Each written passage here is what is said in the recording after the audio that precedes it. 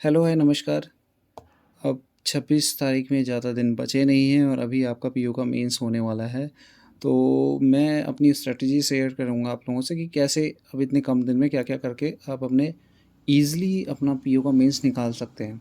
ये ना केवल पीओ, एसबीआई के लिए भी आपके काम आ जाएगा। तो मेनली अभी देखिए, अगर आपने स्टार्टिंग से करंट अफेयर्स पढ़ा है तो ठीक है, अच्छी बात है। अगर नहीं पढ़ा तो अब ज़्यादा मेरा मानना ये है कि अब 10 दिन में ना सबसे ज़्यादा फ़ोकस आपको करंट अफेयर्स पे ही रहना चाहिए। क्योंकि जितना आप ज़्यादा रिवाइज़ कर ये ऐसे नंबर हैं ऐसे ही क्वेश्चंस आते हैं इसमें, क्योंकि कम एफर्ट में ज़्यादा नंबर लाए जा सकते हैं। क्योंकि मैथ्स, रीजनिंग, इंग्लिश, इनमें तो हमने पूरा साल लगाया होता है इसकी प्रिपरेशन में। यही चीज़ है जो अब आपको रिवाइज़ करनी है। इसलिए मेरी ओर से आपको अफेयर्स क्लाउड में कंपाइलेशन मिल जाएगा और टेलीग्राम में बहुत से चैनल हैं जहाँ पे आपको पूरा कंपाइलेशन मिल जाएगा। बैंकिंग अवेयरनेस के क्वेश्चंस मिल जाएंगे उनमें, जो नॉर्मली पूछे जाते हैं, तो उनको पढ़िए और इसको ज़्यादा से ज़्यादा 2 से 3 घंटे के आसपास इसको टाइम दे दिया करें। दूसरा चीज़ फिर उसके बाद मेरा फ़ोकस, क्योंकि मेरी मैथ्स अच्छी थी तो इसलिए मैं फिर मैथ्स पे ज़्यादा ही ध्यान देता था। मैथ्स में डीआई पे ज़्यादा ध्यान रखें। डीआई में अगर आप किसी भी डीआई को वहाँ पे टच करें, क्योंकि मेनली अब क्या आता है, अरिथमेटिक क्वेश्चंस पे बेस्ड डीआई आने लगी है। कैसलेट डीआई में भी ऐसे ही क्वेश्चन आ रहे हैं, आपके बार ग्राफ में भी आपका परसेंटेज और वैसे ही क्वेश्चन चल रहे हैं। तो एक कोई सी भी डीआई आप जब स्टार्ट करें तो उसको पूरा कंप्लीट करने की कोशिश करें। हो सकता है आपको एक बार में ना समझ में आए क्वेश्चन, लेकिन उसको दोबारा पढ़ें, ठीक है? मेनली आपका फ़ोकस ये होना चाहिए, एक्यूरेसी आपकी अच्छी रहे, ना कि अटेम्प्ट ज़्यादा पे फ़ोकस रहे। क्योंकि इसमें क्वेश्चन इतने ईज़ी नहीं आते कि आपने पढ़े और हो गया, प्रीलिम्स की तरह नहीं कि फटाफट किया हो गया। मेनली इसमें फ़ोकस रहना चाहिए आपका एक्यूरेसी पे।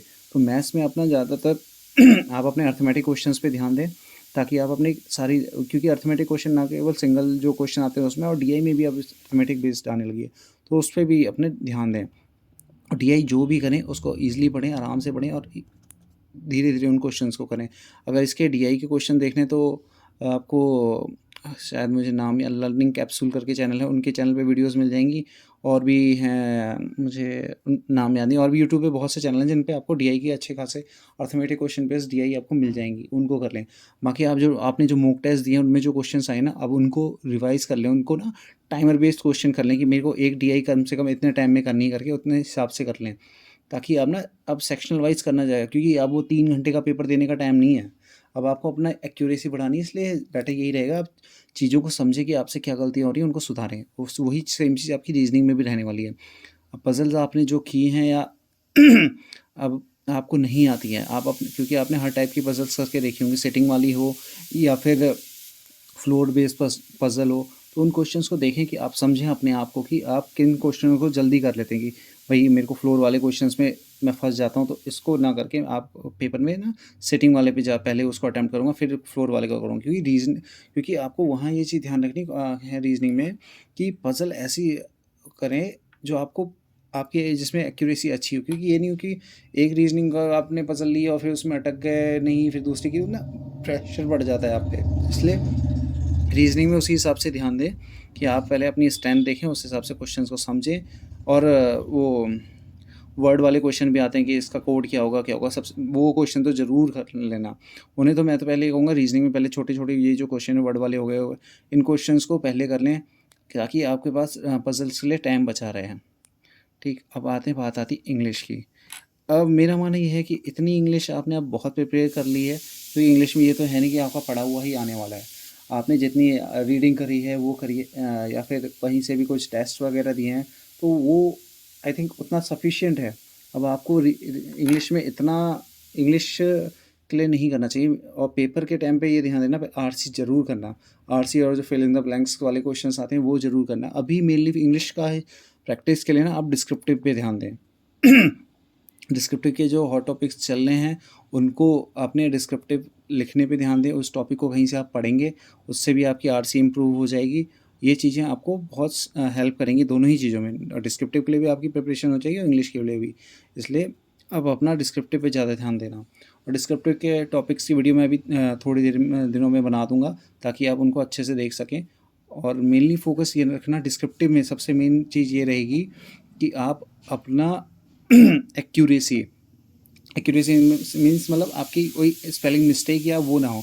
कईयों को मैंने देखा कि भाई आप देखेंगे एग्ज़ाम देने के बाद आते हैं कि यार मैंने तो इतने वर्ड्स लिखे, नंबर सिर्फ 12-13 मिले, ये क्या है, लोगों ने मेरे से भी कम लिखे, उनको ज़्यादा मिल गए। तो ये इसलिए होता है ना, लोग इसमें एक्यूरेसी उनकी अपनी ग्रामर का ध्यान नहीं देते हैं, ठीक है? ये नहीं कि आप बहुत ज़्यादा मतलब 150 से वर्ड लिखने हैं, आप लिख दे रहे हो 200 वर्ड का तक लिखने की कोशिश कर रहे हो।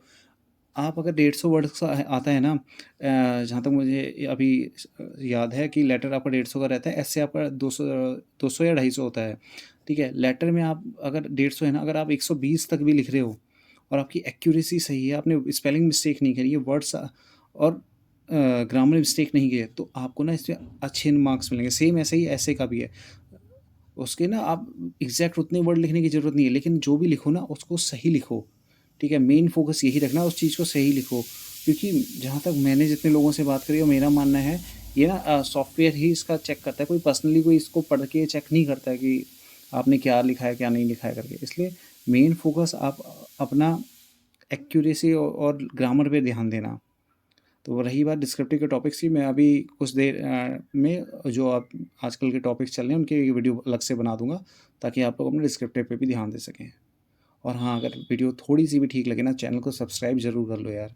वीडियोज़ व्यूज़ आ रहे हैं लेकिन सब्सक्रिप्शन कोई नहीं बढ़ रहा है। Thank you.